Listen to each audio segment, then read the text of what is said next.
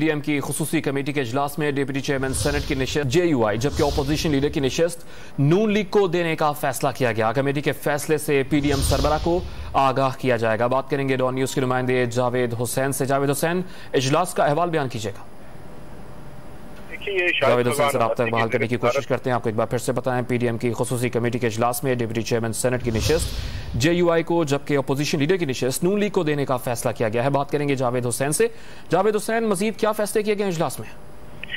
जी देखिए, शाहिद खान अब्बासी की जेर सदारत जो है वो खसूसी कमेटी का इजलास था जो पीडीएम में गुज़िश्ता रोज सरबराही इजलास में तश्कील दी गई और इसका जो एजेंडा था वो डिप्टी चेयरमैन सेनेट के नामजदगी और जो अपोजिशन लीडर सेनेट में होंगे उसके हवाले से फैसला करना था। तो जराए ने यह बताया है कि अब इस कमेटी का इजलास खत्म हो गया है और इसमें अपोजिशन की लीडर की जो नशिस्त है वो मुस्लिम लीग नून को दी जा रही है और अब मुस्लिम लीग नून की जानिब से जो है वो अपोजिशन लीडर मुकर्रर किए जाएंगे। दूसरी जानिब कमेटी ने फैसला किया है कि डिप्टी स्पीकर की जो नशिस्त है वो JUI-F को दी जाएगी और इस हवाले से जो है वो सरबराही जो पीडीएम के सरबराह हैं उनको आगाह किया जाएगा। दूसरी जानिब यूसुफ रजा गिलानी के चेयरमैन सेनेट के बतौर चेयरमैन सेनेट इंतखाब ना होने की सूरत में क्या लाहेअमल होगा, इस हवाले से इस कमेटी ने गौर नहीं किया, लेकिन क्योंकि इन्हें मैंडेट दिया था कि डिप्टी चेयरमैन सेनेट और इस अपोजिशन लीडर के नामों का फैसला करना है, इस हवाले से इन्होंने ये फैसला कर लिया है कि किस जमात से दोनों अरकान को लाया जाएगा। तो इस हवाले से अब क़यादत को भी आगाह कर दिया जाएगा।